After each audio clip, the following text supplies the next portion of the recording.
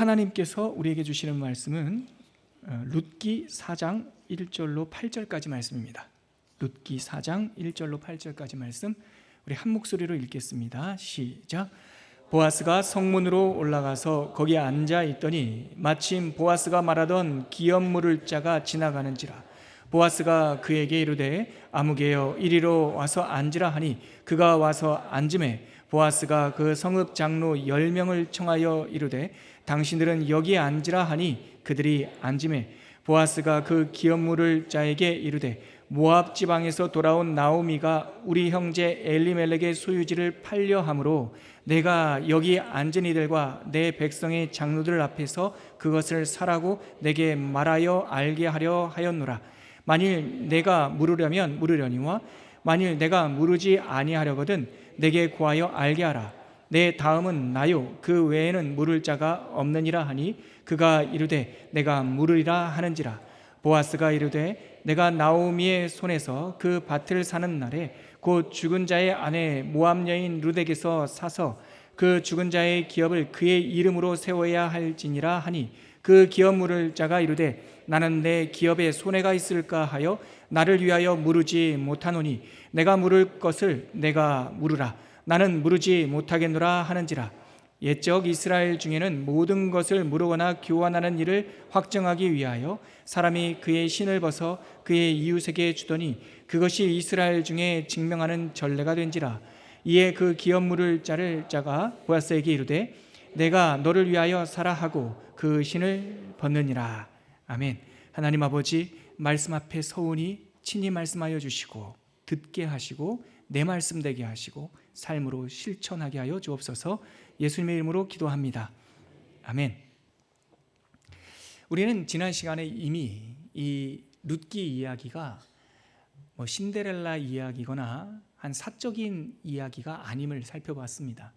물론 표면적인 이야기의 전개는 환난을 만난 두 과부가 어떻게 생존을 하고 그 가운데 우연히 또 어떤 유력한 자를 만나서 그 환난에서 극복할 수 있는, 환난을 이겨낼 수 있는가, 그런 이야기가 전반적인 룻기의 이 플롯, 이야기 줄거리죠. 그런데 이 말씀을 좀 진지하게 성경 말씀으로 읽다 보면 이 룻기가 많은 상징을 담고 있다는 것을 우리는 알 수 있지요. 우리 파산한 두 과부는 에덴을 상실하고 엉겅퀴를 내는 이 땅을 수고롭게 파야 하는 그 실나곤한 우리 인류를 상징한다라고 많은 사람들은 해석을 하죠.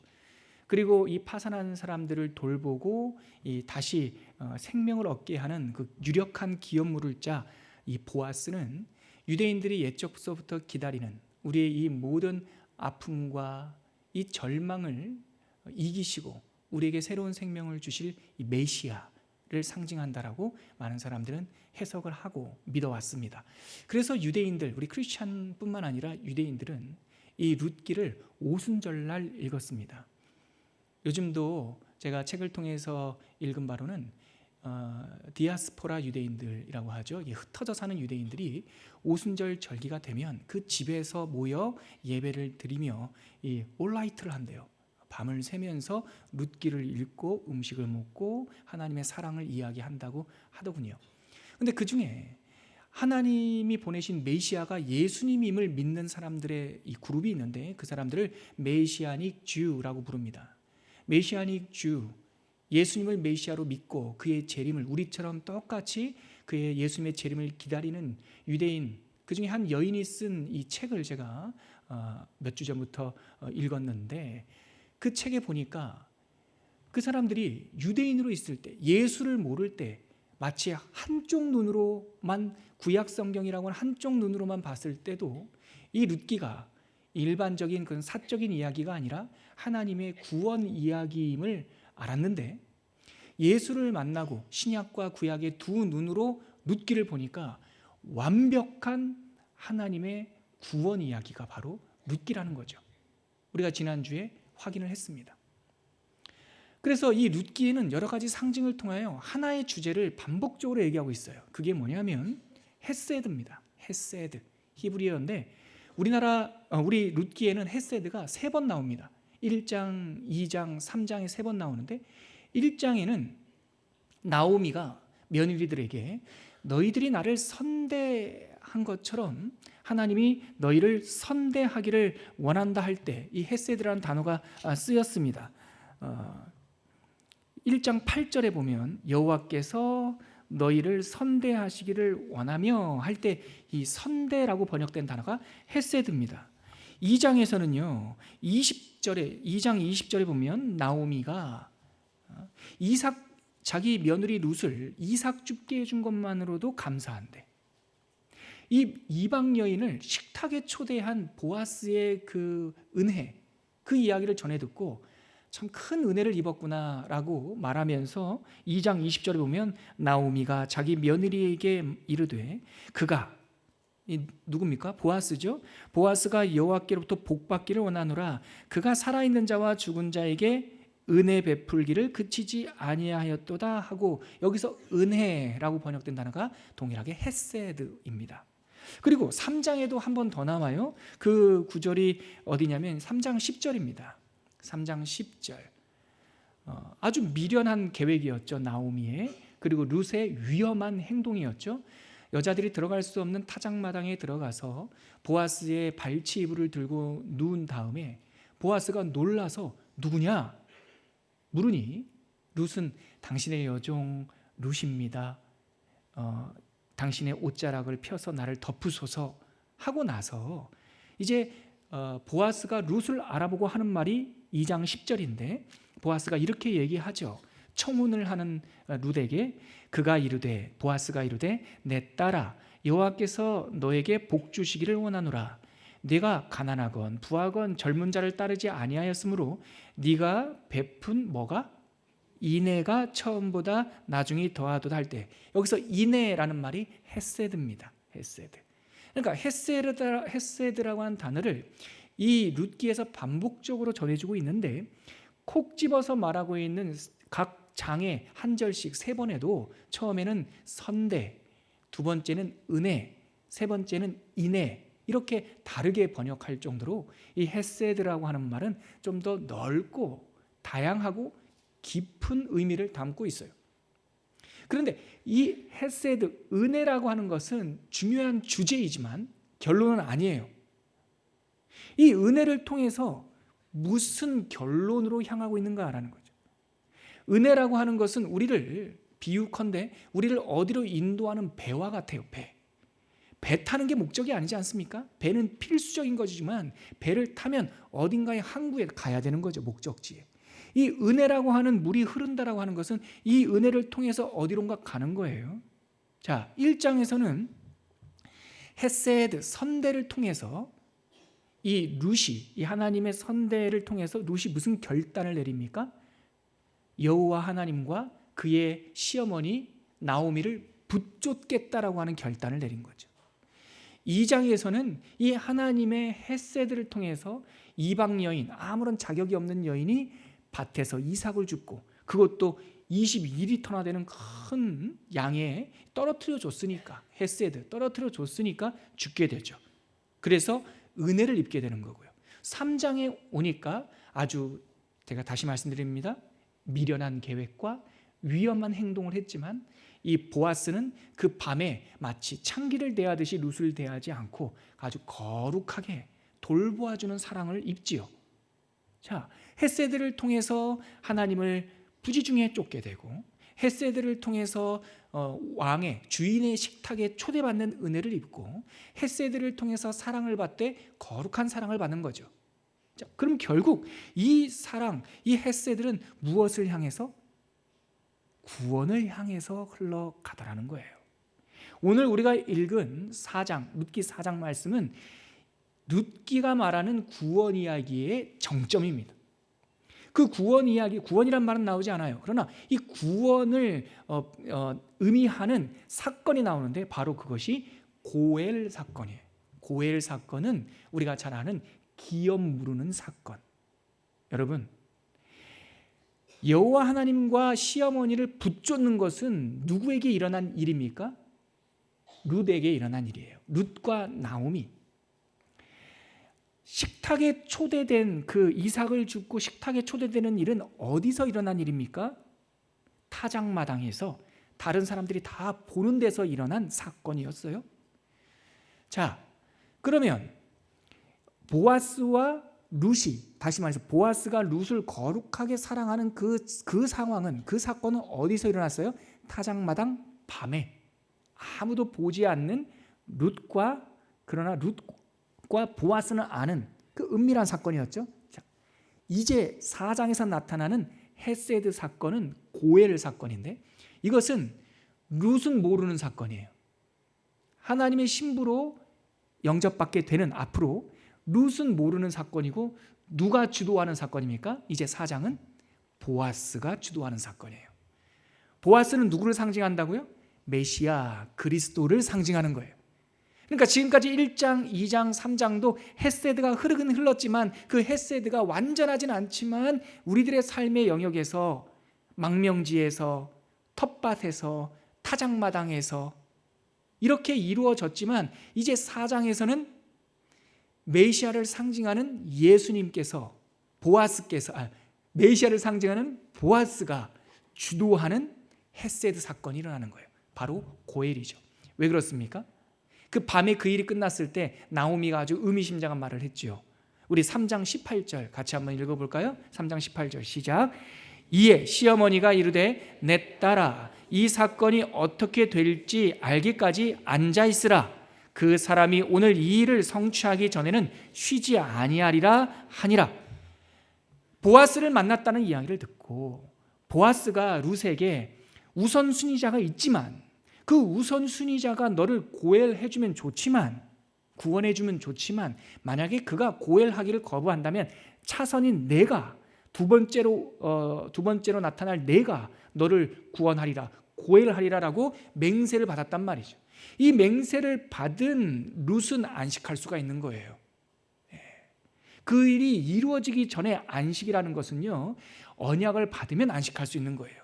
그리고 나서 나오미는 뭐라고 말합니까? 마치 어떤 이야기의 변사처럼, 해설자처럼 그 사람이 이 약속을 성취하기 전까지는 결코 쉬지 아니하리라.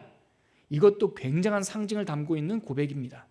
신약성경이 지난주에 살펴봤지만, 신약성경에 보면 예수님께서 안식일에 병든 자, 못 걷는 자를 고친 다음에 뭐라고 말씀하시죠? 특별히 신약성경 요한복음에 보면 38년 동안 그 고질병에 묶여있던 사람을 치유하고 나서 바리새인들이 네가 안식일을 어겼다 힐난할 때 예수님께서 아버지께서 지금까지 일하시니 나도 일한다.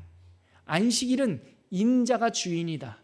즉 안식일은 우리에게 주신 하나님의 언약의 표징이고, 안식일은 모든 것이 멈추는 것이 목적이 아니라 그때 영원한 안식을 위해서 하나님께서 일하시는 시간이었다는 거죠. 룻은 언약을 받고 안식했습니다. 그러나 보아스는 안식하지 않고 쉬지 않고 그 열심으로 언약을 성취해 갑니다. 그게 4장입니다. 어떻게 성취하나요? 우리 1절과 2절 같이 한번 읽어볼까요? 시작. 보아스가 성문으로 올라가서 거기에 앉아 있더니 마침 보아스가 말하던 기업 물을 자가 지나가는지라. 보아스가 그에게 이르되 아무개여 이리로 와서 앉으라 하니 그가 와서 앉음에 보아스가 그의 성읍장로 10명을 청하여 이르되 당신들은 여기에 앉으라 하니 그들이 앉음에 보아스는 아침에 성문으로 갔습니다. 왜 성문으로 갔을까요? 성문에는요 넓은 뜰이 있었기 때문이죠. 요즘에도 그렇지만 이 고대 팔레스타인, 이 고대 성읍은요 그 주 출입구 앞에가 넓은 광장이 있었습니다. 여러 가지 이유가 있었어요. 이 전쟁이 나면 그 성루에 올라갈 수 있는 계단 앞에 넓은 뜰이 있어야 병사들이 집결하여 흩어질 수 있고, 또 하나 출입구는, 성문은 항상 검문도하고 사람들이 정체되는 곳이기 때문에 입구와 출구가 항상 넓은 뜰이 있어야 사람들이 붐비거나 다치지 않습니다. 흔히 우리도 알다시피 고속도로 달리시면, 지금도 고속도로 위에 계신 분들 계실 텐데 톨게이트라고 하는 곳 있죠. 출입구, 돈 내는 곳, 거기는 항상 넓습니다. 경부고속도로는 거기가 16차선으로 됩니다. 엄청나죠. 예. 그것처럼 항상 성문 앞에는 넓은 뜰이 있었어요. 넓은 뜰이 있다 보니 사람들이 거기서 많이 모였죠. 그래서 결과적으로 재판정이 거기서 열렸습니다. 그래서 고소사건이나 송사사건이 벌리면 그 성읍의 장로들이 모여 그 성읍문 앞에서 재판정을 엽니다. 그리고 최소의 이 고소사건과 이 거래사건을 확증할 수 있는 장로의 소집 숫자는 10명이었습니다. 보아스는 10명의 장로들을 청하여 그 성문 앞에서 앉습니다. 그런데 그 앞에 4장 1절에 주목해야 될 단어는 마침이라고 하는 단어입니다. 이 마침이라는 단어 히브리어 말로 힘내라는 건데 다른 성경에서는 뭐라고 번역하냐면 보라 이렇게 번역된 게 이 단어입니다. 보라. 우리 선지자가 이렇게 하나님 말씀을 듣다가 사람들 지금 여러분들처럼 이렇게 예를 들어서 설교 말씀을 듣다가 중요한 대목이 나왔다. 그러면 제가 힘내 이런단 말이죠. 보라, 집중해라. 여러분, 마침이라고 하는 것이 하나님 예수님을 상징하는 보아스가 이루어갈 언약 성취의 첫 번째 스텝입니다. 여러분, 천국은 구원 사역은 우리의 계획이나 우리의 노력으로 가는 것이 아닙니다. 구원은 하나님의 마침, 힘내 이것으로 확 반전되는 하나님의 사건입니다. 우리가 돈 벌어서 구원받는 거 아니잖아요.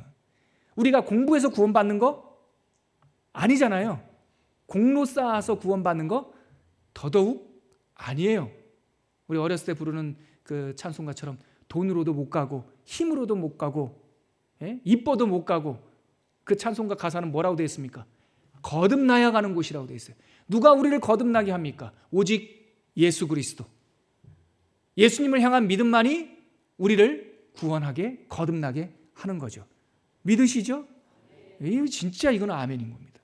혹시 여러분들의 주변에서 어떤 자가 와서 공로 쌓아야지, 연등 달아야지, 헌금 많이 해야지, 그래야지 구원받는다고 말하는 사람이 있다면 물러가라 라고 얘기하십시오.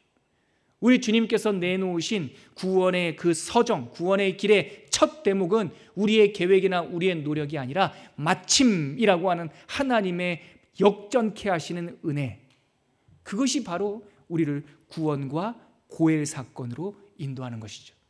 이 마침이라고 하는 이 표현은요, 성경 전체의 구원 역사의 길목마다 나타났어요. 예를 들면 사무엘상 3장 4절에 보면, 여러분 사무엘상 3장 사무엘이 등장합니다. 어린 사무엘이. 그 시대가 언제였냐면 이 룻기와 동일한 사사시대였어요. 사사시대는 왕이 없었어요. 자기 소견에 오를 대로 행했다고요. 그런데 제사장 엘리가 있었는데 사무엘상 3장에는 뭐라고 표현하냐면 그 눈이 멀었다고 그래요. 눈이 멀었어요. 눈이 희어져서 말씀이 들리지가 않아요. 그런데 우리 선지자 어린아이 사무엘은 어디에 누웠어요? 하나님의 성전에 누워 있었는데 그때 갑자기 느닷없이 소리가 들리는 거예요. 사무엘아, 사무엘아. 그때 사무엘은 처음에 제사장 엘리가 부르는 줄 알았죠. 나중에 알고 봤더니 하나님이 부른다라는 힌트를 그래도 배워서 엘리가 사무엘에게 말합니다. 다시 그 소리가 들리거든 내가 여기 있사오니 말씀하옵소서라고 대답해라라고 말합니다. 여기서 내가 여기 있사오니 제가 여기 있습니다라고 하는 표현이 뭐냐면 힘내요. 힘내. 보라 그거예요. 근데 그것을 내가라고 하는 표현으로 쓰다 보니까 끝에다가 힘내니 이렇게 썼어요. 힘내니.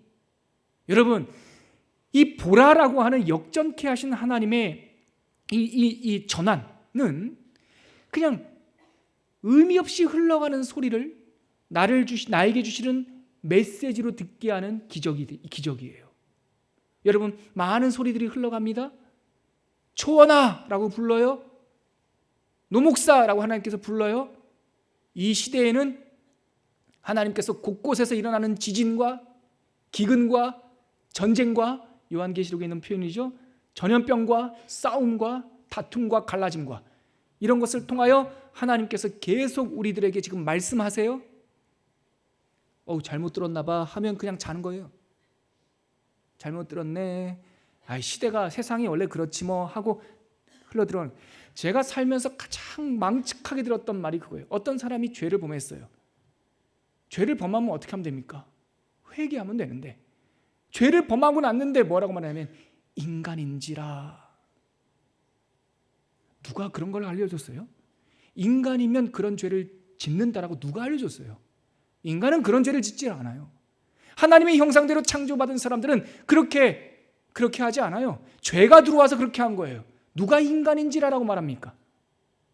아니에요. 세상은 늘 전쟁이 있고, 세상은 늘 전염병에, 세상은 늘 아니에요. 이것도 물론 역사 순간마다 있었지만 이게 하나님의 사운드란 말이죠. 귀 있는 자는 들을지어다예요. 이때 힘내니 우리가 여기 있습니다. 주님, 우리가 듣게 하여 주옵소서. 우리가 어떻게 교만했으며, 어떻게 무정했으며, 어떻게 세상을 돌보지 못했는지 내가 여기 있습니다 라고 말하면 이 우연히 흘러가는 모든 소리들이 마침의 소리가 되는 거예요. 구원받게 하는 소리가 되는 거예요.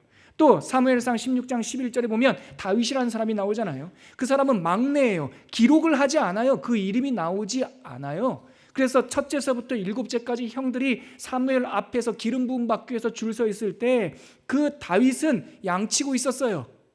이새가 다윗은 끼워주지도 않았다고 해요. 하도 볼품 없어서. 그런데 기름 부으려고 하다 보니 하나님께서 얘도 아니다, 쟤도 아니다, 다 아니라는 거예요. 사무엘이 묻지요, 이새에게. 이 사람들이, 이 7명이 네 아들 다냐? 그랬을 때 16장 11절에 보니까 이새가 이렇게 말합니다. 아니요, 마침 막내가 있는데. 우리 성경에는 마침이 빠져 있어요. 근데 히브리 성경에 보면 그 힘내라는 표현이 있어요. 마침 지금 막내가 있는데 양을 치고 있습니다. 여러분, 그저 아무도 주목하지 않는 그냥 양치기, 막내, 하카톤, 쓸모없는 말재가 양을 치고 있을 때 하나님께서 다냐 물으시는 순간, 그 순간 마침 그 일상이 하나님 앞에 부름을 받는 결정적인 사건이 되는 거예요. 그 다윗이 사무엘 앞에 왔더니 하나님께서 음성을 들려주시는데 이가 그다. 그 순간 기름을 부어요. 기름을 붓자마자 이 성경책에 처음으로 다윗이라는 말음이 기록이 돼요. 다윗이라는 말씀이 어떻게 기록되는지 한번 찾아볼까요? 중요한 재미있는 구절이니까 찾아볼까요? 사무엘상 16장 한번 찾아보시죠. 사무엘상 16장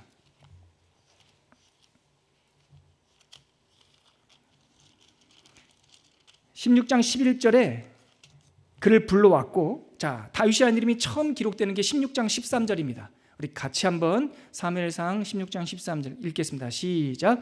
사무엘이 기름 뿔병을 가져다가 그의 형제 중에서 그에게 부었더니 이날 이후로 다윗이 여호와의 영에게 크게 감동되니라. 사무엘이 떠나서 라마로 가니라. 여기서 다윗이 나오죠. 이게 역사상, 성경 역사상 처음으로 다윗이 성경에 기록되는 순간이에요.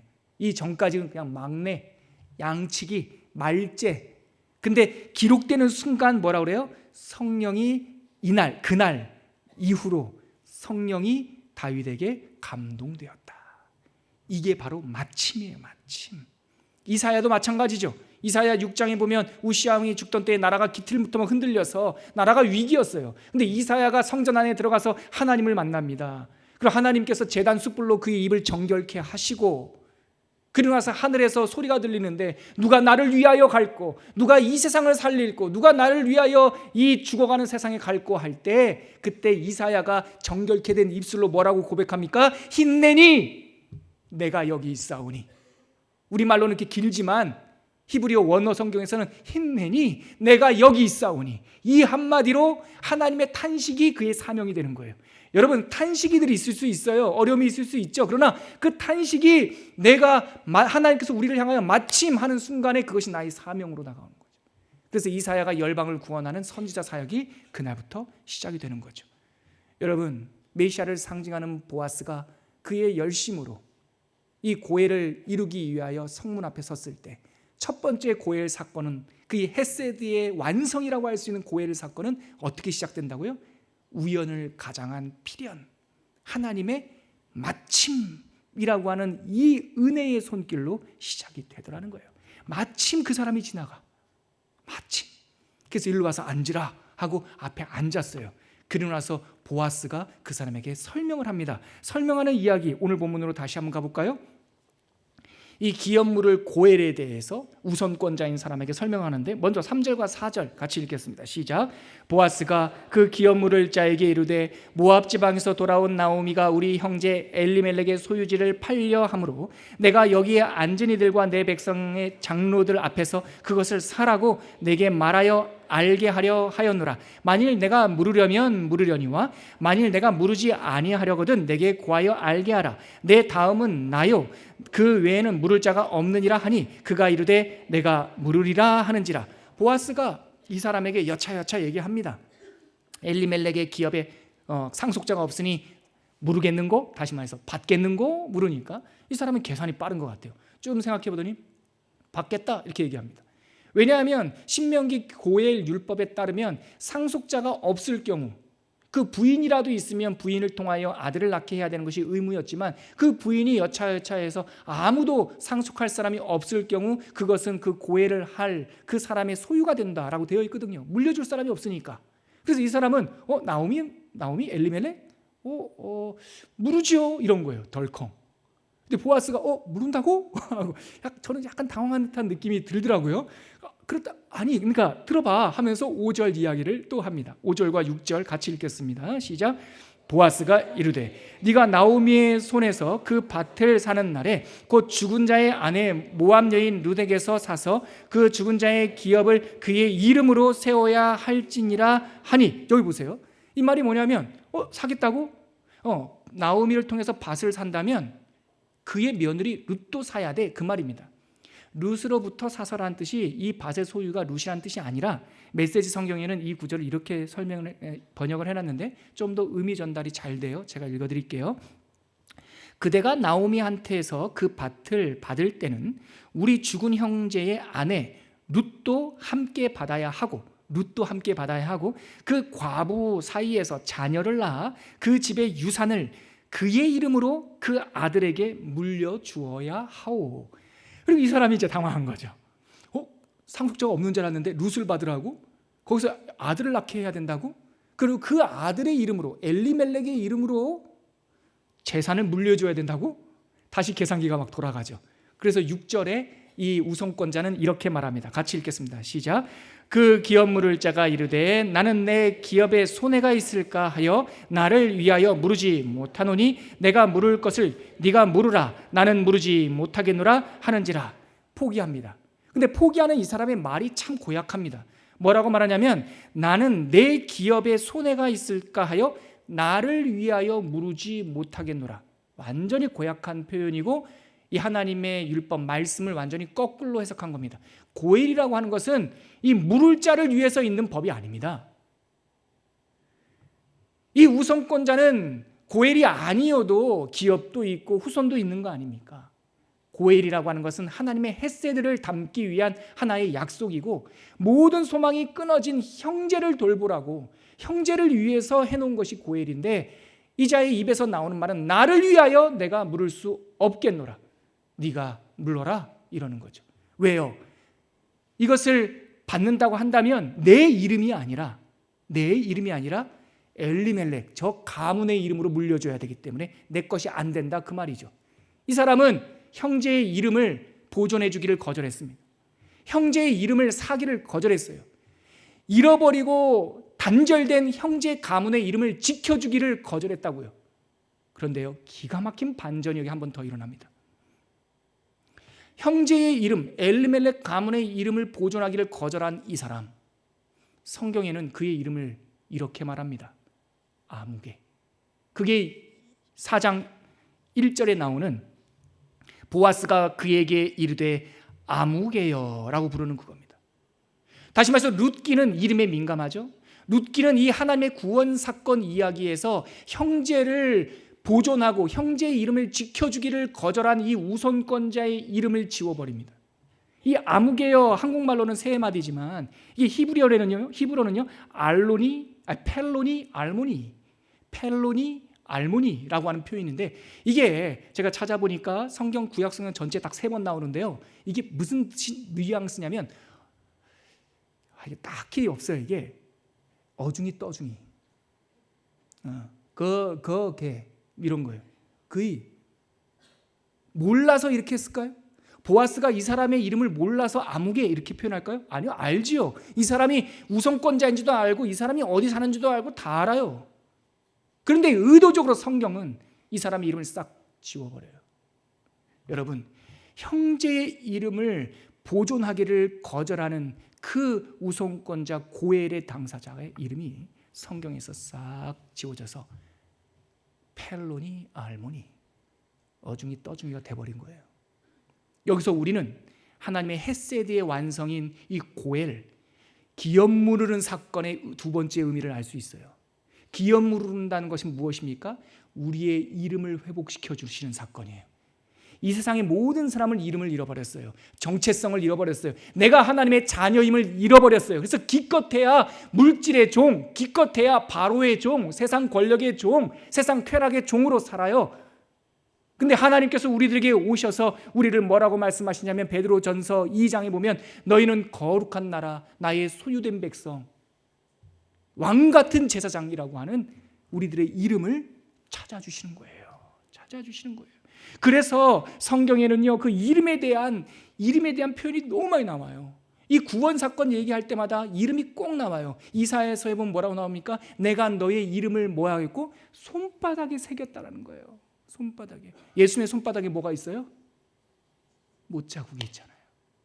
예수님의 못자국은 상처가 아니라 우리를 위해서 대속 고엘하여 주신 예수님의 상징이고, 이 못자국은 우리의 이름이란 말이죠. 고엘 값이 못자국에 있단 말이죠.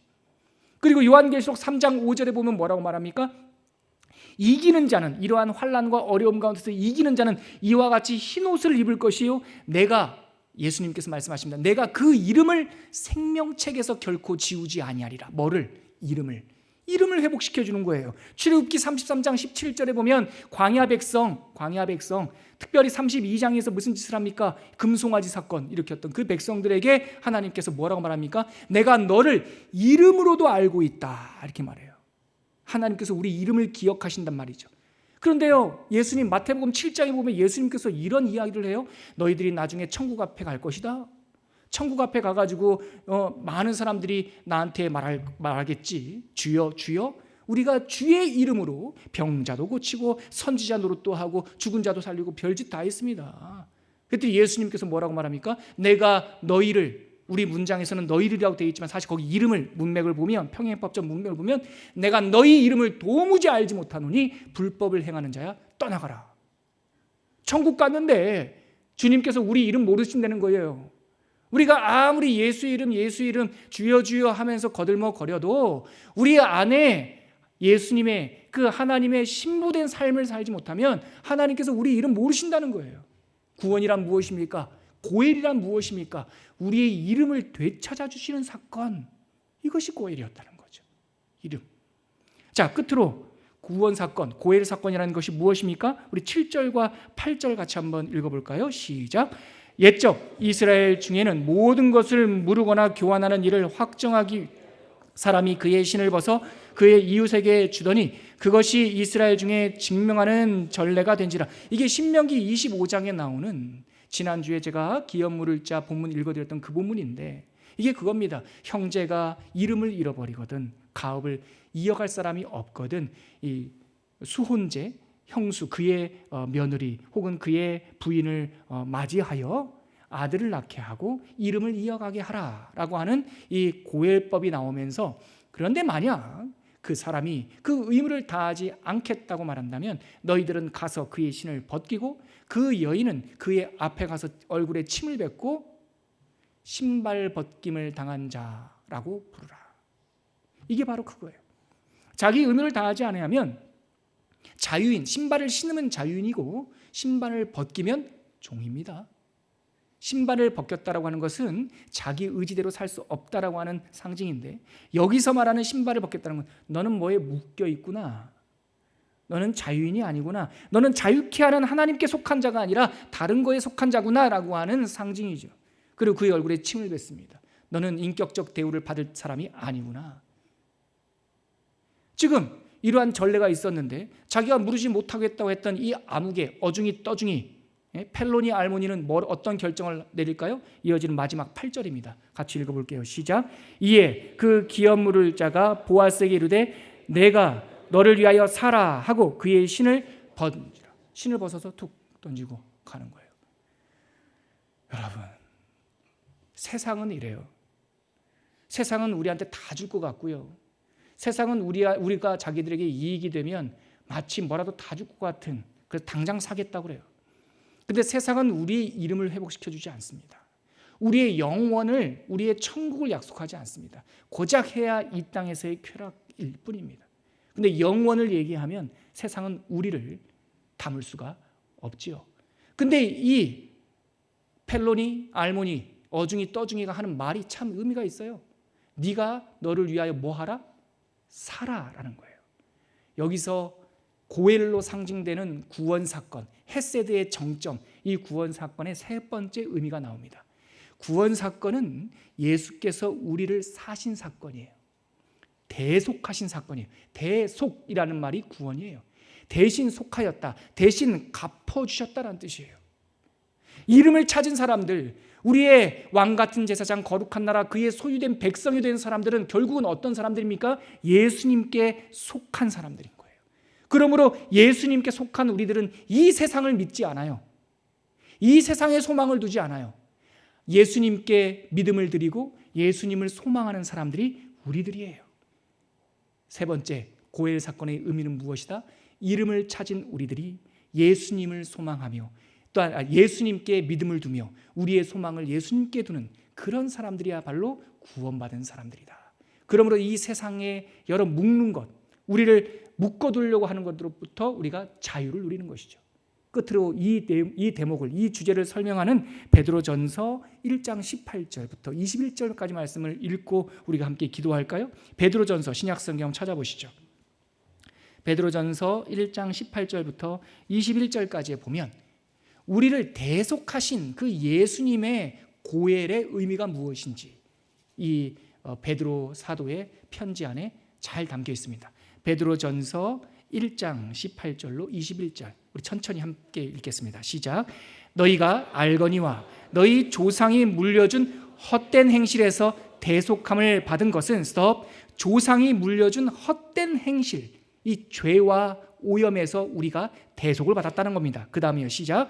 은이나 금같이 없어질 것으로 된 것이 아니요 오직 흠없고 점없는 어린 양 같은 그리스도의 보배로운 피로 된 것이니라. 예수 그리스도의 피로 우리가 대속을 받았다는 겁니다. 자, 그 다음에 시작. 그는 창세전부터 미리 알리신 바 되시니나 이 말세에 너희를 위하여 나타내신 바 되었으니. 여러분 보십시오. 펠로니 알모니는 뭐라고 말했습니까? 나를 위하여 물리지 못하겠노라. 그러나 오늘 베드로전서에 나오는 예수님의 구원 사건의 의미는 뭡니까? 우리를 위하여 예수님께서 나타나셨다라는 거예요. 대속은. 그 다음 마지막 21절 시작. 너희는 그를 죽은 자 가운데서 살리시고 영광을 주신 하나님을 그리스도로 말미암아 믿는 자니 너희 믿음과 소망이 하나님께 있게 하셨느니라. 할렐루야. 대속받은 우리들은 어떻게 된다고요? 우리의 믿음과 소망이 하나님께 있게 하려고 우리를 대속하셨다는 거예요. 그러므로 구원받은 우리들은 교회 처치 멤버들이 아니에요. 교회에 왔다 갔다 하는 사람들을 대속받은 사람들이라 말하지 않아요. 생명책에 기록된 사람, 우리의 이름을 기록하는 하나님의 백성, 예수님 믿는 크리스찬들은 우리의 믿음과 우리의 소망을 하나님께 두는 사람들이에요. 그러므로 이 땅이 아무리 흔들려도 우리는 이 땅을 의지하지 않습니다. 이 땅이 아무리 화려한 것으로 우리를 속이려고 해도, 우리를 유혹하려고 하더라도 우리는 이 땅에 소망을 두지 않습니다. 왜냐하면 대속의 은으로 우리의 주인은 누구이시기 때문에? 하나님이시기 때문에. 같이 기도하겠습니다. 오늘 룻기 4장을 통해서 고엘의 의미, 대속의 의미를 살펴봤습니다. 고엘은 무엇입니까? 우연을 마침으로 역전시키는 하나님의 손길로 시작되는 겁니다. 그렇게 역전된 우리 그리스도인들은 어떤 은혜를 입습니까? 이름을 회복합니다. 잃어버린 생명을 다시 얻습니다. 이렇게 회복된 사람들은 어떻게 살아갑니까? 이 세상을 소망하거나 이 세상을 믿지 않고 하나님께 소망과 믿음을 두는 삶을 살아갑니다. 네, 그렇습니다. 하나님, 우리가 이렇게 하나님 정말 하나님의 구원의 은혜를 의지하고 잃어버린 이름을 회복하고 믿음과 소망을 하나님께 두고 살아가게 하여 주시옵소서. 이렇게 간절히 함께 기도하겠습니다. 기도합니다. 하나님 아버지, 은혜를 감사합니다. 하나님께서 우리를 돌보시고 하나님께서 우리의 모든 상황을 역전시키시는 하나님의 구원의 은혜로 우리가 하나님의 백성들이 되었습니다. 주님, 우리에게 잃어버린 이름들을 회복하여 주시고 하나님, 정말 생명책에서 지워지지 않는 하나님의 백성들로서의 이름을 우리에게 주신 줄 믿습니다. 주님, 우리가 그 이름답게 살아가게 하여 주시옵시고 그리하여 우리가 이 세상에 비록 살고 있지만 우리의 믿음과 소망을 하나님께 두는 삶을 살게 하여 주시옵소서. 은혜를 내려 주시옵소서. 주께서 우리를 붙들어 주시니 헤세드, 변하지 않는 사랑으로 우리를 붙잡아 주시니 우리는 흔들리지 않습니다. 하나님, 이 믿음과 소망을 주님께 두고 살아가는 구원받은 백성들 되게 하여 주옵소서. 예수님의 이름으로 기도합니다.